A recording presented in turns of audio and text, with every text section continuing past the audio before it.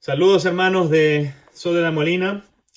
Hoy nos encontramos nuevamente de manera virtual, aunque más virtual todavía que la semana pasada. Sé que hay algunos problemas con la electricidad ahí en la Molina, pero aquí estamos continuando con el tema que venimos viendo juntos sobre seguir a Jesús. ¿Qué significa esto?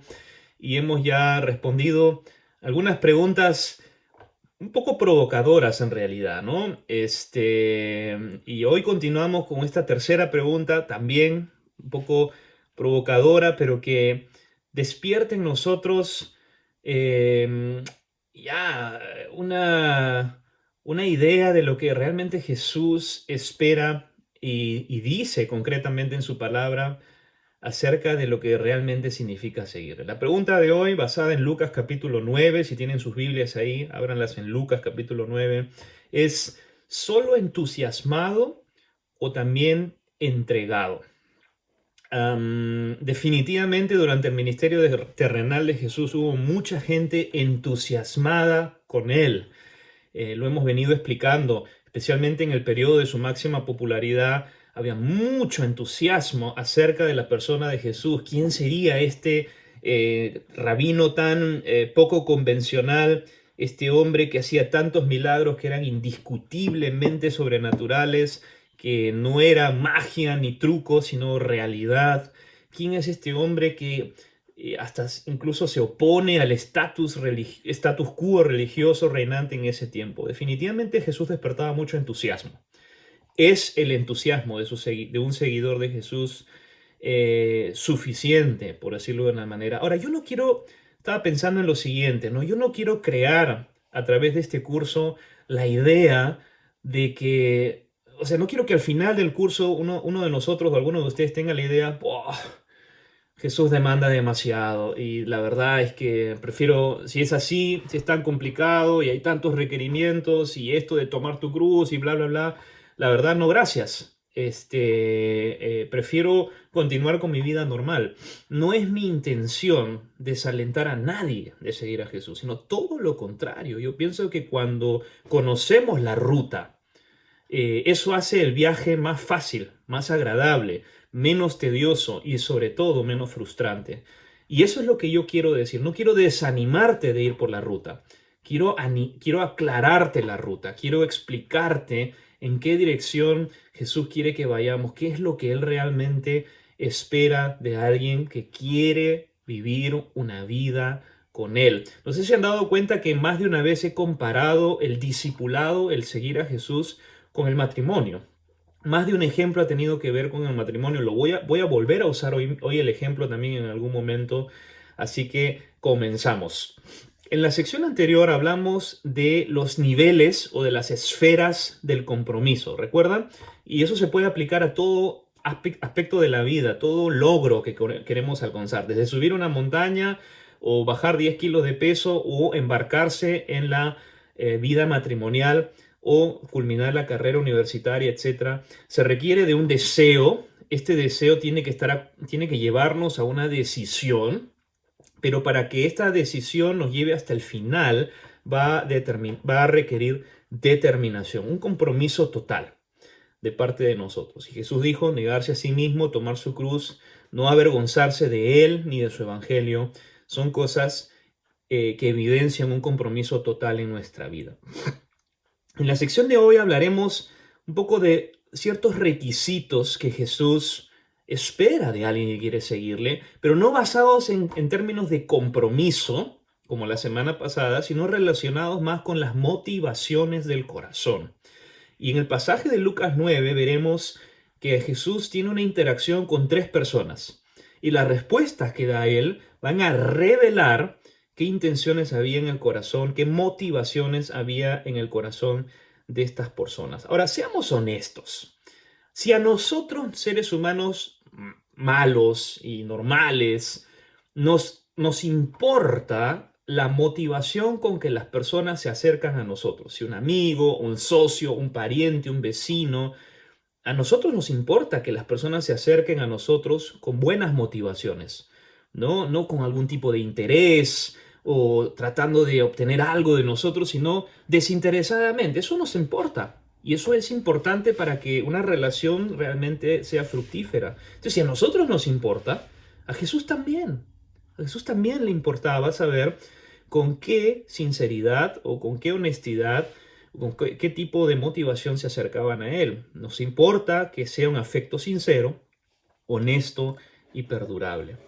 Entonces, con eso en mente vamos a leer capítulo 9 de Lucas, versos 57 al 62. Dice, yendo ellos, uno le dijo en el camino, Señor, te seguiré a donde quiera que vayas. Y le dijo Jesús, las zorras tienen guaridas, las aves de los cielos nidos, mas el Hijo del Hombre, o sea, yo era un título que él tenía, no tiene dónde recostar la cabeza. Y Jesús le dijo a otro, en el verso 59, le dice, sígueme. Él le dijo, Señor, deja que primero vaya y entierre a mi padre. Entonces le dijo, deja que los muertos entierren a sus muertos, y tú ve y anuncia el reino de Dios.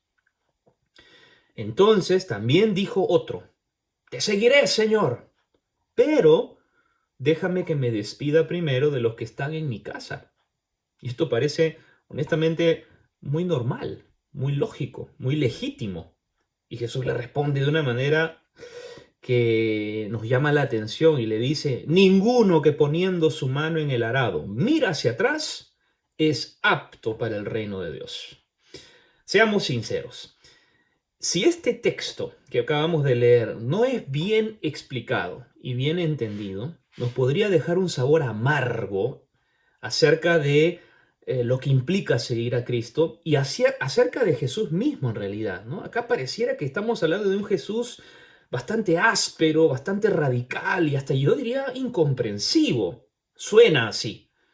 Pero como digo, tenemos que entender el texto en su contexto y en la cultura de ese tiempo. Y esa es mi intención y espero poder lograrlo el día de hoy.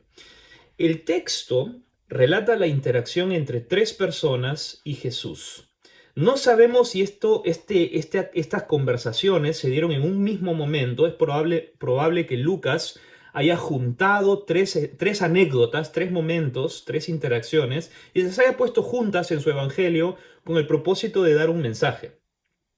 No importa realmente si fueron tres momentos diferentes, en tres tiempos diferentes, o en un mismo momento durante una de las eh, eh, caminatas de Jesús o peregrinajes de Jesús, no lo sabemos, pero no es tan importante. Lo que sí es importante es que estas tres personas ya caminaban con Jesús.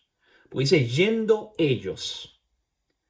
Eran personas que posiblemente se identificaban ya como discípulos de Jesús. Eran personas que tenían ya cierto nivel de compromiso con él. Las tres personas, lo vemos aquí, le llaman Señor. O sea, reconocían su autoridad y había un nivel de sujeción y de disposición a obedecer a Jesús. Las tres le llaman Señor. La primera persona se ofrece con un entusiasmo incondicional, ¿no? Le dice, te seguiré a donde quiera que vayas. Y ahora, pónganse en los pies de Jesús por un momento. Uno de tus discípulos viene entusiasmadísimo y te dice, contigo Jesús, a donde sea. A mí me hubiese animado, a mí me hubiese, wow, despertado, me hubiese dado el estímulo a seguir haciendo mi labor. Yo soy pastor, si alguien viene y me dice, pastor, con esta idea o con el ministerio o con lo que estamos haciendo, te acompaño a donde quiera que vayamos, cueste lo que cueste. Pero la respuesta de Jesús nos deja un poco pasmados, ¿verdad? Pareciera que incluso Jesús quisiera desanimar ese entusiasmo, pero lo vamos a explicar con detalle. La segunda y la tercera persona reciben la invitación de parte de Jesús, o por lo menos la segunda con toda seguridad, pero hay un intento de negociar con Jesús, ¿no? Le ponen peros a Jesús. Sí, Señor, pero primero tal cosa. En los tres casos, y esto es clave, en los tres casos Jesús va a revelar, se va a manifestar las motivaciones del corazón de estas tres personas. ¿Dónde realmente estaba su tesoro? Jesús lo dijo en Mateo 6:21, donde esté vuestro tesoro, allí estará vuestro corazón. Lo que más amo, lo que más valor tiene para mí, determinará el rumbo que mi vida tenga, determinará la mayoría de mis decisiones. Lo que yo más amo, lo que más valor tiene en mi vida, será el factor más importante en mi toma de decisiones y en la dirección que mi vida tome. Así que Jesús está diciendo, donde esté vuestro tesoro, ahí estará vuestro corazón. Y así que hablaremos de las motivaciones hoy. No sabemos qué pasó después con estas tres personas. Habrán reorientado sus motivaciones, se consagraron a Jesús, tal vez dijeron, bueno, tal vez no vale la pena. No sabemos qué pasó con ellos, pero sí nos sirve para el propósito de aprender lo que Jesús realmente espera de nosotros. Las tres cosas que van a diferenciar a los meramente entusiasmados con Jesús y a los que verdaderamente deciden entregar su vida a Él, son tres y están en este pasaje. Y en primer lugar hablaremos del desinterés, del desprendimiento y de la dedicación. Estos son requisitos de alguien que quiere verdaderamente entregarse a Jesús por completo. Ahora, hablemos del desinterés. Y ya estarás pensando, y te doy la razón de que pienses así, oye, ¿acaso no nos acercamos a Jesús por algún tipo de interés? Claro que sí, y vamos a ver eso. Pero primero déjeme definir lo que es la palabra desinterés. Es hacer algo sin el propósito de obtener algún tipo de beneficio. Eso es desinterés. Ahora, como digo, es difícil conciliar la palabra desinterés con el deseo de seguir a Cristo. Cristo ofrece perdón, salvación, vida eterna, una vida en plenitud. Él pagó el precio de nuestro pecado en la cruz. Y si creemos en Él y le recibimos como Salvador personal, somos declarados sus hijos con todos los beneficios que esto conlleva. Es clarísimo que tenemos un interés a la hora de decidir seguir a Jesús. Claro que sí. Pero esta primera persona que le dijo esto tan emocionante, te seguiré a donde quiera que vayas, tenía otro tipo de interés en su corazón. Y eso lo sabemos por la respuesta que Jesús le da. Ahora, analicemos quién era esta persona que le dijo, te seguiré a donde quieras que vayas. Y eso suena bastante desinteresado, ¿verdad? Pero entendamos a qué se refiere. Ojo, nuevamente Jesús se encuentra en el clímax de su popularidad. Todavía era famoso, reconocido. Los riesgos de ser su discípulo hasta ese momento eran prácticamente nulos. Aún no perseguían a Jesús, aún no se tramaba su muerte, aún no confabulaban contra él. Incluso, como podrían imaginar, los beneficios en términos de estatus religioso, de estatus social y hasta económico eran considerables por hacerse un seguidor de Jesús. Hasta los mismos discípulos, si ustedes leen claramente los evangelios, hasta los mismos discípulos tuvieron esa idea de que seguir a Jesús les iba a traer algún tipo de beneficio económico, político, en términos de estatus, ¿no? Recuerden la gran entrada triunfal en Jerusalén. Los discípulos estaban, wow, emocionados. Jesús será coronado rey. Y él ya había venido diciendo, no, me matarán. No seré coronado rey, no expulsaré a los judíos. Había en la cultura judía la idea de que el Mesías liberaría política, militarmente, económicamente a Israel de todos sus opresores. Y esa idea estaba también en la mente de muchos de sus seguidores y de sus propios discípulos. Ahora, volvamos al texto. Según Mateo capítulo 8, verso 19, que es el pasaje paralelo al de Lucas, recuerden, muchas historias en el Nuevo Testamento se relatan doblemente en los evangelios. Lucas no nos da esta información, pero Mateo sí nos dice que este primer hombre era un escriba. Era un escriba. Ahora, ¿quiénes eran los escribas? Eran hombres que en primer lugar podían escribir, lo cual era un lujo en tiempos de Jesús. Había mucho analfabetismo. Y eran expertos en el hebreo, en el arameo, y con toda seguridad conocían bien el griego y el latín probablemente. Miren, recuerden que el mismo Pedro, que era un pescador, luego escribe sus epístolas en griego. O sea, Pedro hablaba griego, Jesús sin duda hablaba griego también y lo dominaba.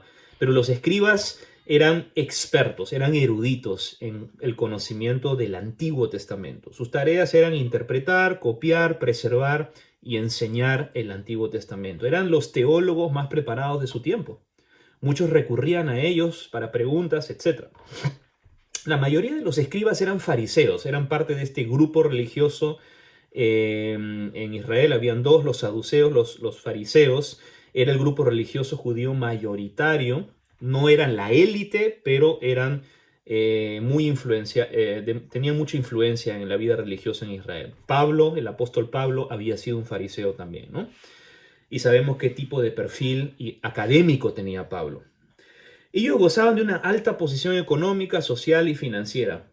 La mayoría de ellos eran ricos y eran personas acostumbradas, por estas razones obviamente, a un alto y a un cómodo nivel de vida. Uno de ellos le dijo a Jesús: te seguiré a donde quiera que vayas. Entonces, al conocer el perfil de este hombre, que era un escriba, el estilo de vida que llevaba, no nos debe sorprender la respuesta de Jesús. Jesús le responde: las zorras tienen guaridas, las aves de los cielos nidos, pero yo no tengo dónde caerme muerto. No tengo dónde repostar la cabeza. Jesús inmediatamente interpretó qué era la lucha en el corazón, la motivación del corazón de este hombre. Mira, Jesús le dijo lo siguiente: seguirme, querido amigo, puede implicar vivir experiencias y pasar por situaciones a las que no estás acostumbrado. Ser mi discípulo puede eventualmente implicar un alto costo. Ser mi discípulo no va a ayudarte necesariamente a escalar social y económicamente. Incluso podría suceder lo contrario. El que me sigue tendrá que seguir mis principios y mis valores. Y muchos de esos principios y valores son opuestos a los del mundo. Y habrá un choque. Habrá rechazo. Podrías perder tu estatus social. Habrá probablemente una pérdida de privilegios y hasta de posesiones. La discriminación es algo muy posible, la persecución e incluso la muerte. Son situaciones que un discípulo comprometido de Jesús podría eventualmente experimentar. Y Jesús lo sabía y por eso le da esa respuesta. Le está diciendo: mira, yo no puedo ofrecerte lo que tú quieres y quieres seguir teniendo. No tengo dónde repostar la cabeza. Seguirme no es garantía de un éxito social, económico, político. Podría representar, como digo, la pérdida de privilegios. ¿En serio?, le dice Jesús. ¿A donde quiera que vaya? ¿Y qué tal si yo te llevo por lugares que no te van a gustar? ¿Estás seguro? ¿Estás dispuesto? William MacDonald es un comentarista de la Biblia y él escribe lo siguiente en relación a este texto. Dice: ¿estás dispuesto a seguir a Jesús, incluso si eso significa renunciar a cosas que la mayoría de la gente considera su derecho inalienable? Es decir, a mí nadie me puede quitar este derecho. ¿Estás dispuesto a darle eso que tú consideras inalienable, intocable? ¿Estás dispuesto a dárselo a Jesús? Sea lo que sea en tu vida personal. Y Jesús vio que él no estaba dispuesto a eso. Más bien había una cierta ambición incluso en su deseo de seguir a Jesús. Mateo 6:21 dice: donde esté vuestro tesoro, allí también estará vuestro corazón. El corazón de este escriba no estaba con Jesús.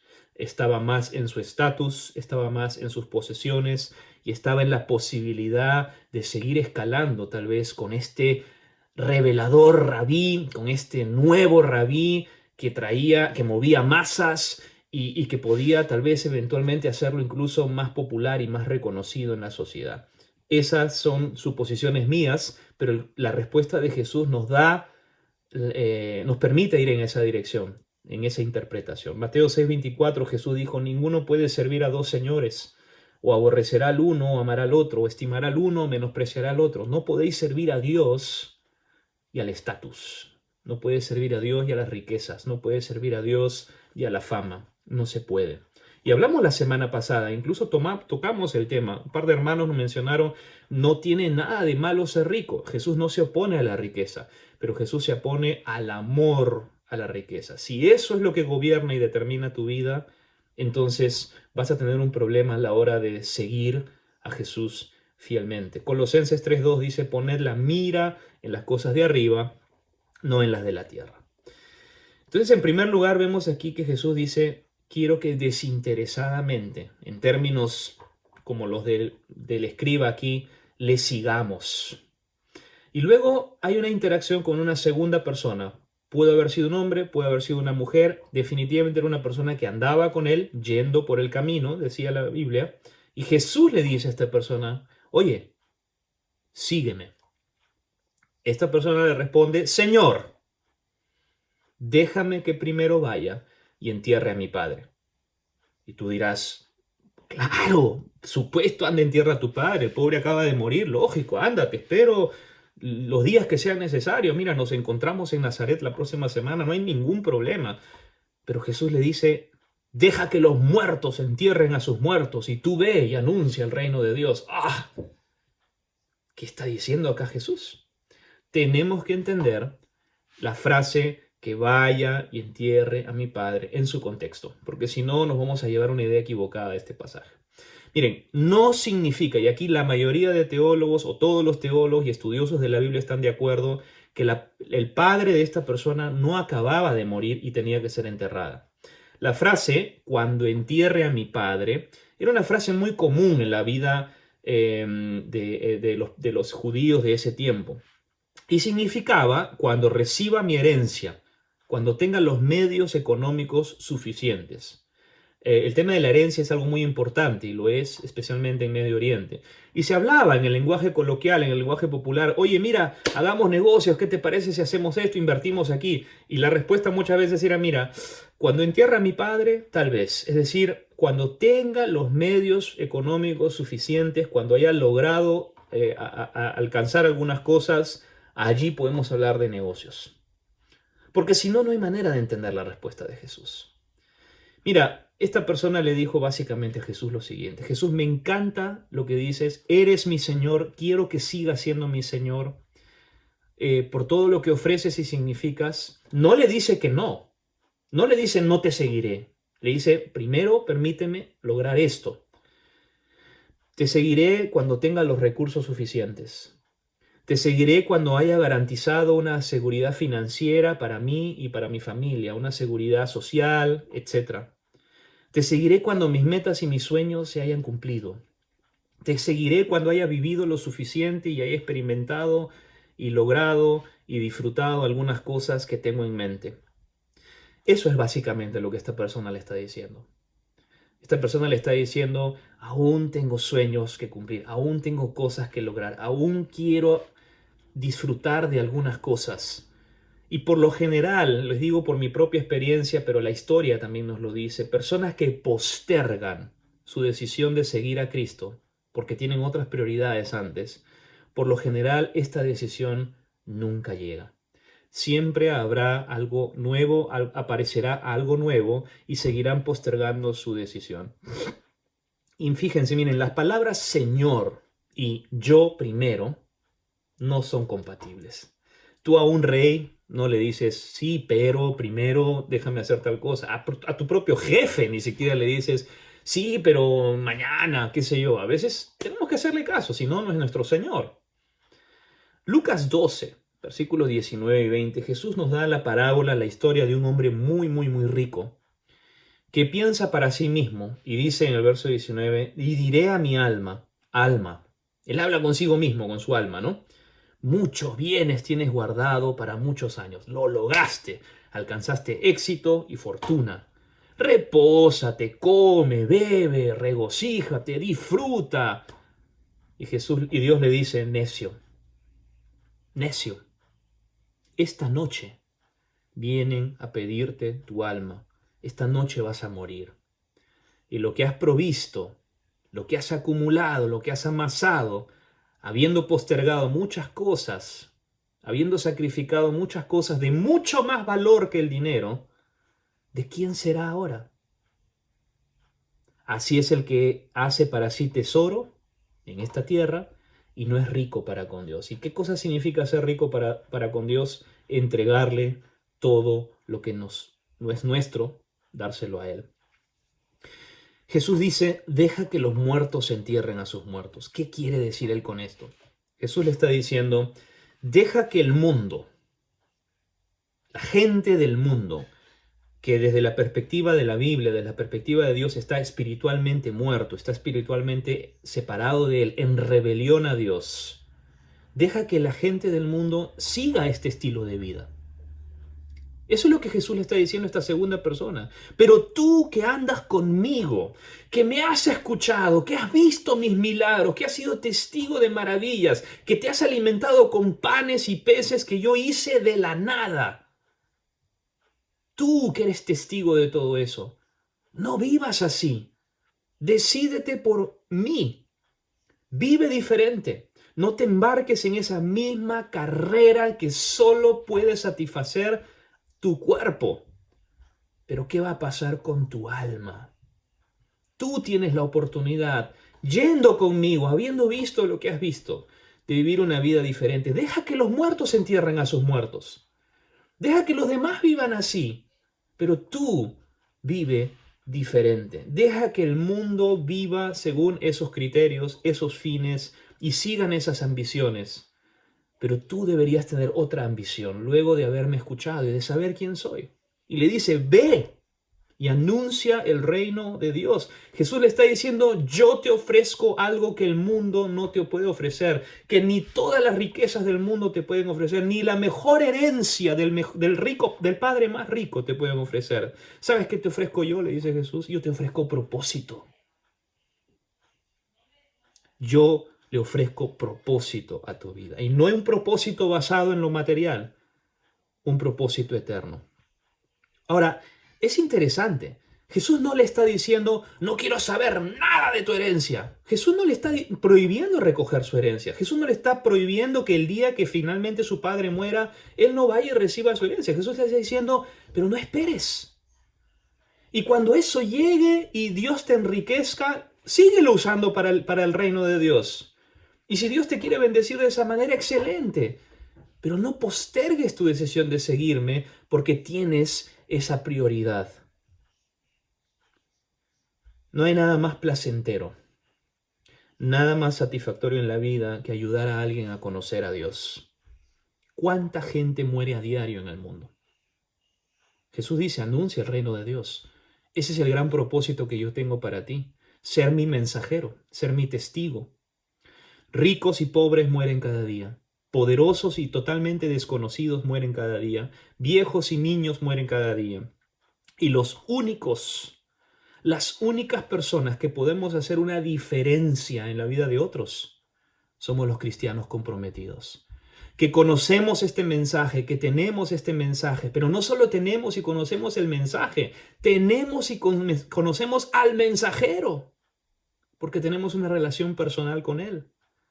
Y como les digo, no hay nada que pueda traer más placer, más satisfacción, más deleite en la vida de un ser humano que ayudar a otra persona a conocer a Dios, a conocer a Jesús.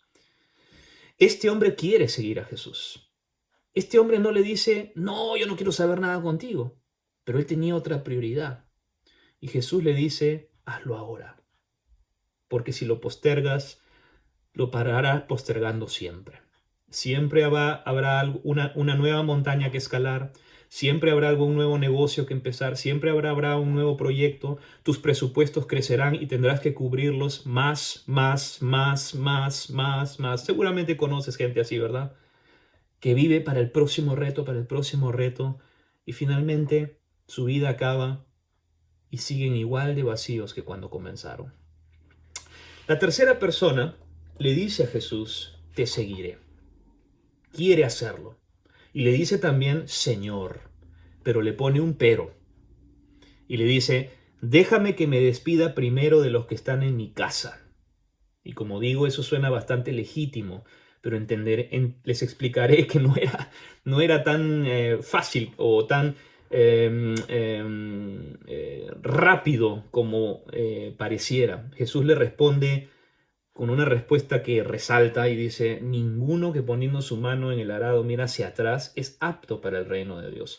Ahora, Jesús no era un intransigente. Jesús no era un tipo irracional que decía, no, ahora o nunca, y no quiero excusas. No está diciendo eso. Entendamos qué es lo que esta persona le estaba proponiendo a Jesús. Esta persona no es que quiera postergar su decisión de seguir a Jesús. Él quiere seguirle, no lo quiere postergar como el anterior, pero él tiene un problema. Él tiene una motivación que Jesús identifica Y por eso la respuesta de Jesús. Él tiene una lucha enorme en su interior. Su argumento parece sensato y legítimo, pero tenemos que entender cómo eran las despedidas en el Medio Oriente. Que me despida primero de los que están en mi casa. ¿Qué implicaba este? En Medio Oriente, las despedidas podían durar semanas. Ahora, no es que Jesús no estaba dispuesto a esperar un par de semanas. No era el tema del tiempo lo que a Jesús le motivó a decir lo del arado, lo de mirar atrás, sino la motivación del corazón. Era una manera de, estas despedidas de semanas en Medio Oriente se siguen dando hasta hoy, cuando alguien se va a un largo viaje, a un estudio, a otro país, etc. Era una manera de manifestar el cariño a la persona que se iba, se hacía un banquete, se hacían invitados, regalos y fiestas. Eso es el día de hoy, en Afganistán, en Irán, en Irak, hasta el día de hoy es normal. La respuesta de Jesús nos indica que esta persona no estaba pensando en una despedida formal de solo un par de semanas. Esta persona no estaba dispuesta a renunciar a sus apegos personales, a sus vínculos emocionales más íntimos. Él no estaba dispuesto a renunciar al cariño y al respeto de su familia y de su comunidad.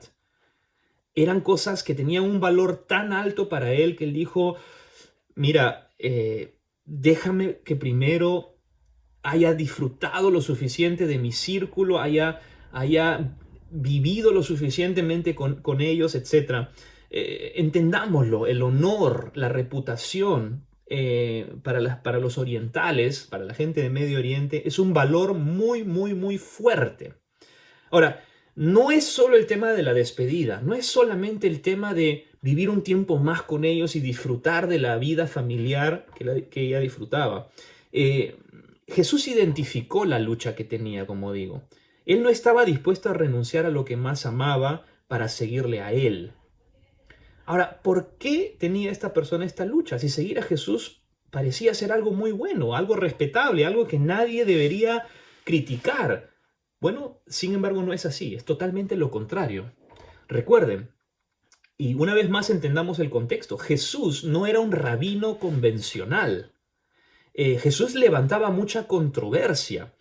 Muchos consideraban a Jesús un falso maestro, un loco y hasta endemoniado. Los fariseos le dijeron, demonio tienes, y muchos creían eso. Había mucha gente que criticaba a Jesús porque era controvertido y porque no era convencional, no andaba con los fariseos, andaba solo, no se sumaba a ellos, así que había un riesgo potencial de hacerse un discípulo de Jesús. No era una decisión que alguien podía tomar a la ligera. Y ahí está la lucha de este hombre. Piensa, por favor, por un momento en un hinduista, o en un musulmán, o en un budista, o en un judío ortodoxo que se convierte y se hace cristiano. ¿Crees tú que los riesgos que esa persona corre de perder el respeto de su familia, de su comunidad, de su entorno, es algo sencillo o pequeño? No, en nuestra propia iglesia aquí en Alemania hemos sido testigos de musulmanes que han conocido a Cristo y lo han perdido literalmente todo. Uno de las personas en la iglesia aquí en Alemania, sus padres hicieron un entierro. Su hijo seguía vivo, pero fueron, lo enterraron, llamaron a la familia. La mamá y las hermanas lloraron durante varias horas y se hizo todo un entierro. ¿Por qué? Nuestro hijo ha muerto. ¿Por qué? Porque se hizo cristiano. Literalmente, él perdió el respeto de su familia, el respeto de su comunidad. Él vive ahora acá en Alemania y en muchos casos la vida misma está en riesgo cuando uno se hace discípulo de Cristo. Ahora, en Occidente no es tan grave, pero también hay un precio a pagar. Y yo mismo lo he experimentado. Cuando yo conocí a Cristo, mucha gente en mi familia criticó mi decisión. Muchos pensaron que me iba a volver célibe, que era un fanático, que estaba loco, que me estaban lavando el cerebro y perdí el afecto de mi familia, de mi entorno. Gracias a Dios no de mis padres ni de mis hermanos, pero el entorno más cercano. Y muchos venían a preguntarme, oye, ¿en qué te estás metiendo? ¿Qué estás haciendo? Etcétera. Así que aún en Occidente hay un riesgo, hay un precio que pagar.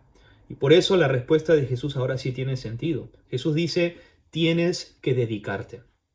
¿Estás dispuesto a tomar este camino sin mirar atrás? ¿Estás dispuesto a arriesgarlo todo, a entregarlo todo por completo? Eso es dedicación, a pagar el precio. No puedes seguirme si tus afectos están en otro lugar o en otra persona. Y aquí vuelvo a usar otra vez la idea del matrimonio. Uno de los momentos más hermosos en mi vida fue cuando Lisette entró por ese pasillo hacia el altar el día de nuestra boda. Es el cuadro más bello que yo puedo recordar, de la mano con su papá. Ahora imagínate si yo hubiese visto a Lisette entrando en un mar de lágrimas, llorando, evidenciando una enorme tristeza, y a la hora que su papá quiere entregarme a su hija, yo hubiera tenido que arrancarla de sus brazos y decirle, no, vas a ser mi esposa, y se lo hubiese pasado llorando, o así hasta el día de hoy dijera, papá, quiero volver. Imagínate cómo yo me sentiría. Esta mujer no me quiere. Esta mujer anda constantemente mirando hacia atrás. Esta relación no tiene futuro. Ella no está dispuesta. ¿Sabes qué es lo peor? Jesús está diciendo aquí algo muy interesante. Él dice, el que poniendo su mano en el arado mira hacia atrás, él no dice es indigno del reino de Dios, o no dice no es digno para el reino de Dios. Él no usa la palabra dignidad, él usa la palabra aptitud, no es apto. ¿Sabes lo que está diciendo? No va a traer nada, no va a servir de nada. Imagínate un agricultor que tiene su buey y está haciendo surcos para sembrar. Si tiene un momento de distracción y mira hacia atrás, ¿sabes qué va a pasar con el surco? El surco le va a salir chueco. Y todo el esfuerzo, tanto del animal como de él, habrá sido en vano. No sirve de nada estar arando y mirar hacia atrás. Porque lo que logres no va a tener ningún valor. Vas a perder tu tiempo. Y sí que básicamente Jesús le está diciendo eso. Mira, si no estás dispuesto a dedicar tu vida a mí, estás perdiendo tu tiempo. No sirve de nada. Es como casarte con una persona que no te quiere porque prefiere a su papá, prefiere quedarse en el seno de su familia y no formar una familia contigo. Es también en vano querer seguir a Cristo, por mucho entusiasmo, por mucha motivación, por muchas ganas que uno tenga, por mucho que tú estés convencido que Jesús es la respuesta a tu vida. Si no estás dispuesto a dejarlo todo, dedicarte a Él y a pagar el precio, entonces no tendrá sentido. No tendrá sentido. Como digo, esto suena bastante fuerte y controversial, si quieres decirlo. Jesús pone estándares altos, pero en realidad es su gracia y su misericordia quien nos permite ir hacia adelante con Él.